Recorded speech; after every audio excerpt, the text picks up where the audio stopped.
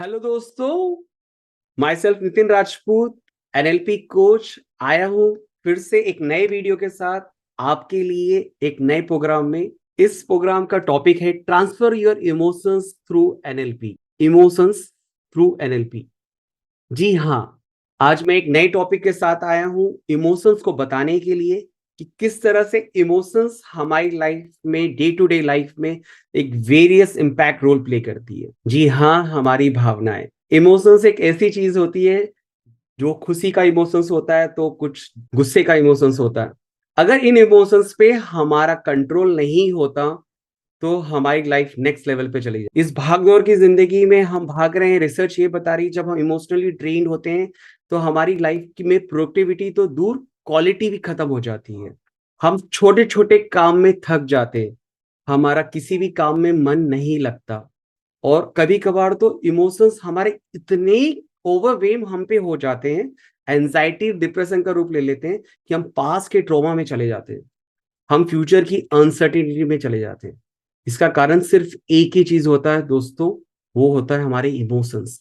हमारे इमोशंस, जी हाँ, हमारे इमोशंस जो हमारे कंट्रोल में नहीं होते। आज मैं आपको एनएलपी के द्वारा यही टेक्निक सिखाने जा रहा हूं। इन्हीं टेक्निक्स के बारे में बताने जा रहा हूं कि छोटे छोटे हमें कौन सी उन टेक्निक्स को अपनाना है जिसके थ्रू हम अपने इमोशंस को रेगुलेट कर सकते हैं, उन इमोशंस पे अपना कंट्रोल कर सकते हैं, जिसके बाद हमारी लाइफ में पीस और हार्मनी हो। सबसे पहला टेक्निक है आपका take a break. Yes my dear दोस्तों, इमोशंस को कंट्रोल करने के लिए आप एक ब्रेक लेना स्टार्ट करो।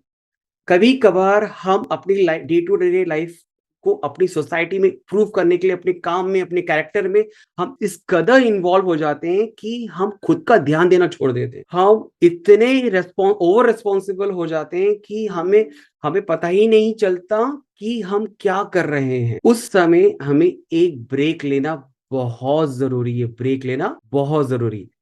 एक छोटा ब्रेक आपको रीस्टार्ट करेगा, एक रिबूट करेगा। एक छोटा ब्रेक आपके इमोशंस को फिर से एनर्जाइज करेगा, आपको बताएगा कि कहाँ आपसे गलती हो रही है और आपके स्ट्रेस को रिव्यू करेगा। मैं हर बार जब भी मुझे ओवरवेम होता है, मैं एक छोटा सा ब्रेक ले लेता हूँ। 3-4 दिन अपने उन डेली रूटीन से दूर हो जाता हूँ जो मैं रेगुलर करते आ रहा हूँ, जिससे मुझे एनालाइज होता है, मुझे आइडेंटिफाई होता है ऐसा कौन सा काम था जो मुझे मेंटली थका रहा है। तो आप भी देखो आपको कौन सा चीज है जो आपको थका रही है। तो आप अपने डे टू डे लाइफ में जब भी ओवरवेम हो, आपके इमोशंस कंट्रोल में ना आ रहे हो, स्ट्रेस बढ़ रहा हो, तो आप ब्रेक लीजिए। अक्सर आप देखोगे आपका फोन में आप अगर कोई ऐप यूज कर रहे हो, बार बार उस ऐप को यूज कर रहे हो, तो क्या होता है, आपका फोन हैंग हो जाएगा। सिमिलरली अगर आप ब्रेक नहीं लोगे तो आपकी मेंटल लेवल बॉडी भी हैंग हो जाएगी। तो अपने इमोशंस को कंट्रोल करने के लिए एक छोटा सा ब्रेक, आपके इमोशंस कंट्रोल में होंगे, पीस आपकी लाइफ में होगा, हैप्पीनेस आपकी लाइफ में होगा। एनएलपी की दूसरी टेक्निक जो आपको इमोशंस को कंट्रोल करेगी वो है रिचार्ज एंड रिफ्यूल। जी हाँ, रिचार्ज एंड रिफ्यूल। जब कभी मुझे बाहर जाना होता है एक लॉन्ग ड्राइव पे, तो मैं सबसे पहले अपनी कार को पेट्रोल भराता हूँ, उसकी सर्विस कराता हूँ, उसको रिचार्ज करता हूँ ताकि मेरी लॉन्ग ड्राइव अच्छी से हो सके। यस, तो इसी तरह मुझे भी अपने बार बार जब मैं ओवर एग्जॉस्ट हो रहा हूँ, थक जा रहा हूँ, इमोशनली भर जा रहा हूँ, मैं नेगेटिव स्टेट ऑफ माइंड में आ रहा हूँ, तो मुझे रिचार्ज होने की जरूरत है। उसके लिए मुझे ये आइडेंटिफाई करना ऐसी कौन सी टेक्निक है, ऐसे कौन सी मैं छोटे छोटे स्टेप उठा सकता हूँ जिससे मैं रिचार्ज हो सकूं। मैं जब इन सब चीजों में भर जाता हूँ तो मैं एक छोटा सा ब्रेक लेके 5 दिन के लिए बाहर चले जाता हूँ, एक नेचर में चले जाता हूँ, सोसाइटी से अपने आप को दूर करता हूँ, अपने आप को रिचार्ज करता हूँ, अपने डेली रूटीन को देखता हूँ, जिसके चलते मुझे पता चलता है कि मेरे कौन से एक्सेस मेरे कंट्रोल में। और यकीन मानिए ये मेरा स्टेप है, आपका कुछ और हो सकता है। हो सकता है आप फूड खा के रिचार्ज हो सकता है, हो सकता है आप नई शॉपिंग करके आप रिचार्ज हो सकते हो सकता है आप फैमिली ट्रिप में अब्रॉड जाके फैमिली वैकेशन के साथ आप रिचार्ज हो सकते हो। लेकिन जी हाँ, आपको रिचार्ज होना पड़ेगा। इसीलिए आप देखते हो साल में हर कोई अपना 1 महीने के लिए ब्रेक लेता है और वो घूमता है। तो क्यों ना आप भी रिचार्ज हो। जैसे आप रिचार्ज होगे आपके इमोशंस भी बैलेंस होंगे। तीसरी टेक्निक है हमारे इमोशंस को बैलेंस करने के लिए, जो कि मेरी सबसे फेवरेट है, मेरे दिल के सबसे करीब है, वो है रिलैक्सेशन की टेक्निक। जी हाँ, ये छोटी टेक्निक है जिसको मैं डे टू डे रोज यूज करता हूं, जिससे मेरे मेंटल स्टेट को मैं चुटकी बजा के कंट्रोल कर लेता हूं। जी हाँ, आपने अक्सर देखा होगा, आपकी फिजिकल बॉडी के जो बिहेवियर है वो आपके इमोशन से बहुत मैच करते हैं। जब जब आपको एंजाइटी आती है, कोई नेगेटिव स्टेट ऑफ माइंड में हो जाते हो, आप किसी से झगड़ा कर लेते हो, कोई अनसडन आपको न्यूज आती है, तो आप क्या देखते हो? आप ये देखते हो कि आपकी जो ब्रीथिंग जो पैटर्न्स है वो बढ़ जाते हैं, आप बार बार घबराने लग जाते हो, आपको गुस्सा आने लग जाता है। जी हाँ, इसका ये मतलब है आपके इमोशंस आपके कंट्रोल में नहीं हो रहे। तो क्या करना पड़ेगा? आपको डीप ब्रीथिंग की प्रैक्टिस करनी पड़ेगी, जो कि मैं करता हूं। आप किसी भी पोजीशन में बैठ के आप डीप ब्रीथिंग की प्रैक्टिस कर सकते हो। आप गहरी सांस इनहेल कीजिए और 2 सेकंड बाद छोड़ दीजिए। इस डीप ब्रीथिंग की इनहेल और एक्सहेल की प्रैक्टिस से आपके इमोशंस बैलेंस होना स्टार्ट होंगे। जी हाँ, ये साइंटिफिकली प्रूवन है। जी, आप अगर एक दिन में 21 मिनट की डीप ब्रीथिंग करेंगे तो आप मोर देन 100 डिसीज से दूर हो जाएंगे। जी हाँ, और उसमें सबसे बड़ा जो डिसीज होता है आपका इमोशनल स्टेट ऑफ माइंड होता है। तो मैं इसकी रेगुलर प्रैक्टिस करता हूं, आप भी करिए। साथ में अगर आप छोटा सा माइंडफुलनेस मेडिटेशन आप करोगे इस डीप ब्रीथिंग के साथ, तो आप देखना आपका पूरा दिन एक सक्सेस की तरह बीतेगा। पूरा दिन अच्छा लगेगा, पूरे दिन की सिचुएशन आपकी कंट्रोल में होगी। जी हाँ, डीप ब्रीथिंग आपके इमोशंस पे बहुत बड़ा वाइटल रोल प्ले करता है। पांचवी टेक्निक जो आपके इमोशंस को बैलेंस करती है, वो है राइटिंग टेक्निक। जी हाँ, राइटिंग टेक्निक आपके इमोशंस को बैलेंस करती है। जी, आप सोच रहे हो कि ये कैसे हो सकता है? क्या हम लिख के अपने इमोशंस को बैलेंस कर सकते हैं? जी हाँ, बिल्कुल, आप लिख के अपने इमोशंस को बैलेंस कर सकते हो। ये मैं भी करता हूं। जब जब हम ओवरवेम होते हैं, मैं थक जाता हूं, तो हम राइटिंग आप ट्राई करके देखना। जैसे जैसे आप लिखना स्टार्ट करोगे, मेंटल स्टेट से आपके इमोशंस उन अक्षरों में बहना स्टार्ट हो जाएंगे। आप ये फील करना स्टार्ट करोगे, जो आपके माइंड में चल रहा है वो आपके बुक्स में लिखते जा रहे हो। इसे हम कहते हैं बोर्डम। आप जब आपका ब्रेन बोर्डम हो जाता है, थक जाता है, जब आप राइटिंग के दौरान लिखते हो, तो जो भी विचार चल रहे होते हैं वो आपसे लिखते जाते हो और आपका ब्रेन एम्प्टी होते जाता है। आपके जो भी नेगेटिव इमोशंस हैं वो एम्प्टी होते जाते हैं और वहां पे एक स्पेस भर जाती है, निकल खाली हो जाती है, जिसके चलते आपके इमोशंस रेगुलेट होते हैं।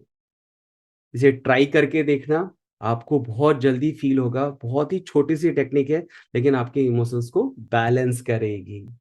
पांचवी टेक्निक है जो आपके इमोशंस को बैलेंस करती है, जो हम करते तो हैं अपने डे टू डे रूटीन में, लेकिन हम उसका बहुत बेहतर तरीके से यूज नहीं करते, इसलिए हमारे इमोशंस कभी कभार अनबैलेंस हो जाते हैं।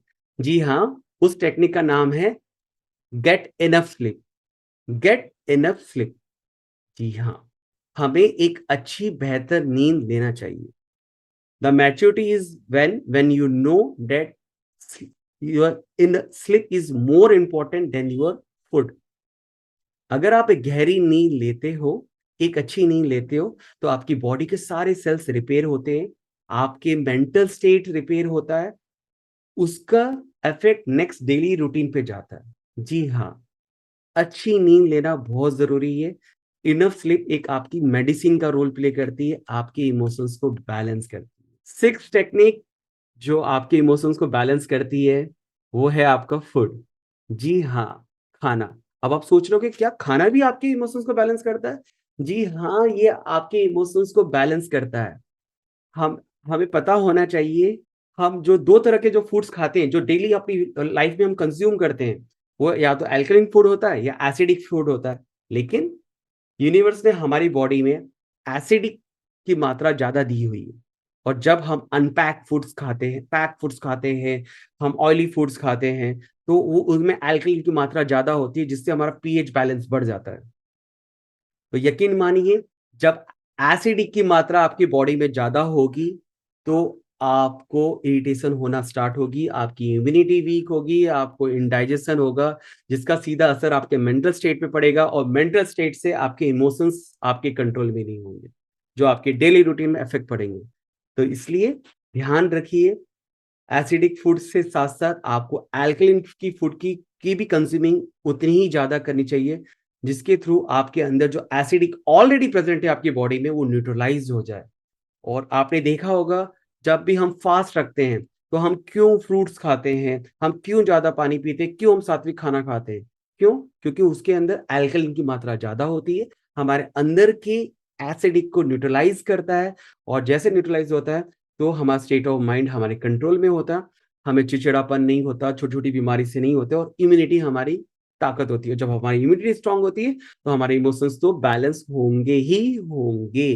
सातवीं टेक्निक जो हमारे इमोशंस को बैलेंस करती है वो है फोकस। जी हाँ, फोकस। अब आप पूछ रहे हो फोकस से भी हमारा इमोशंस कंट्रोल में होते हैं? जी हाँ, क्योंकि हम फोकस तो करते हैं, लेकिन किस चीज पे फोकस करते हैं ये हमें पता नहीं होता। हम उन चीज पे फोकस ज्यादा करते हैं जो हमारे कंट्रोल में नहीं है, जिसके चलते हमें इरिटेशन होती है। जब इरिटेशन होगी तो हमारा स्ट्रेस बढ़ेगा, हमारी एंजाइटी बढ़ेगी। इसलिए हमें उन चीजों पे फोकस करना है जिन पे हमारा कंट्रोल हो सकता है। मैं आपको अभी रिसेंटली अपनी स्टोरी बताता हूँ। पिछले महीने की बात है, मुझे अपनी कंपनी में मीटिंग में प्रेजेंटेशन देनी थी, और मैंने बहुत अच्छे से तैयारी करके रखी थी, और मुझे पता था कि मैं अच्छे से प्रेजेंटेशन दे पाऊंगा। मैं अगले दिन के लिए तैयारी हो गया, 9 बजे मुझे प्रेजेंटेशन में जाना था, लेकिन सुबह 8 बजे हमारे घर के पास बरसात हो गई, और मेरा फोकस उस बरसात पे चला गया कि मैं अब क्या कैसे टाइम पे ऑफिस पहुंच पाऊंगा। लेकिन मेरा फोकस उन चीजों पे जा रहा था जो मेरे कंट्रोल में ही था। Yes, I can't stop the train rain, I can't stop the rain. मेरा फोकस उन चीजों पे जा रहा था। हमारा ह्यूमन नेचर भी वही होता है। जिन चीजों पे हम फोकस करते हैं जहां पे हमारा कंट्रोल नहीं है, वहां से हमारा इरिटेशन बढ़ना स्टार्ट होता है, हमारी एंजाइटी बढ़ना स्टार्ट होती है, हमारा स्ट्रेस बढ़ता है, और हमारे इमोशंस अनकंट्रोल हो जाते हैं। उसी समय मैंने एक छोटा सा स्टेप लिया, मैंने उबेर बुक करी रिलैक्स होके, और मैं टाइम पे 15 मिनट पहले ऑफिस पहुंच गया, और मेरी प्रेजेंटेशन की तैयारी भी हो गई, जो मेरे कंट्रोल में था। इसलिए आप भी दोस्तों, जब जब आप इस चीज पे फोकस करिए, आप उन्हीं चीजों पे ध्यान दीजिए जो आपके कंट्रोल में हो। अदरवाइज आप उन चीजों पे ध्यान दोगे जो आपके कंट्रोल में नहीं है, तो आपके इमोशंस खराब होंगे, आपके इमोशंस आपके कंट्रोल में नहीं होंगे। इसीलिए मैं एक इस चीज पे बहुत फोकस करता हूं कि मैं हमेशा प्रेजेंट चीज पे ज्यादा जीता हूं। मैं पास्ट या फ्यूचर पे कभी ध्यान नहीं देता, क्योंकि वो मेरे कंट्रोल में नहीं है। जो होना था वो हो चुका। तो क्यों ना आज से आप भी उन चीजों पे फोकस करना स्टार्ट करिए जिस पे आपका कंट्रोल है।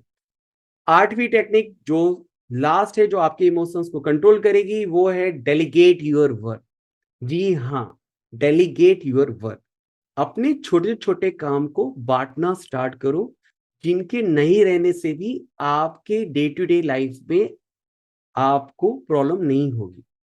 अक्सर ये होता है कि हमारे इमोशन ही ऐसे होते हैं कि हम हर काम खुद करना चाहते हैं। जी हाँ, खुद करना चाहते हैं। हमें यही सबकॉन्शियस माइंड में बचपन से सिखाया गया, खुद करना सीखो, खुद करना सीखो। पर माय डियर दोस्तों, ऐसा नहीं होता। जैसे जैसे लाइफ में आप आगे बढ़ते जाते हो, आपकी रिस्पॉन्सिबिलिटी बढ़ती जाती है। कुछ ऐसे काम होते हैं जो आपको डेलीगेट करना चाहिए। जी हाँ, डेलीगेट करना चाहिए। हो सकता है उन काम को डेलीगेट करते करते आपको कुछ उसका अमाउंट देना भी पड़े। मान लीजिए अगर मैं 1000 रुपए कमा रहा हूं, और मुझे 100 रुपए दे के उस काम को डेलीगेट करना पड़ रहा है, तो मुझे ये देखना पड़ेगा उस 100 रुपए की कॉस्ट पे मैं 900 रुपए का काम बचा रहा हूँ, पूरे दिन की प्रोडक्टिविटी को कर रहा हूँ, पूरे दिन की क्वालिटी को बढ़ा रहा हूँ, जिससे मेरे इमोशंस मेरे कंट्रोल में होंगे, जिससे हैप्पीनेस मेरे लाइफ में होगी। तो दोस्तों, आप भी जो इन 8 टेक्निक्स को बताएं अपनी डे टू डे लाइफ में यूज करना, और इम्प्लीमेंट करना अच्छे से, और देखना ये छोटी छोटी चीजें, छोटी छोटी टेक्निक्स हैं जो आपको हैप्पीनेस की तरफ लेके जाती है। दोस्तों, ये सभी टेक्निक्स एनएलपी के प्रिंसिपल पे बेस्ड हैं, जो आपको इमोशनल बैलेंस देंगे। जब आप इन्हें अपनी डेली लाइफ में इंप्लीमेंट करेंगे, तो आप देखेंगे कि आपके इमोशंस आपके कंट्रोल में है, और जिंदगी ज्यादा सुकून भरी हो गई है। तो आज से स्टार्ट करिए, अपने इमोशंस को एनएलपी के थ्रू बैलेंस करिए। अगर ये वीडियो आपको हेल्प करे तो लाइक करिए, शेयर करें और सब्सक्राइब करें। मैं आपको मिलता हूं अगले वीडियो में एनएलपी की कुछ और नए लाइफ चेंजिंग वीडियोस के साथ।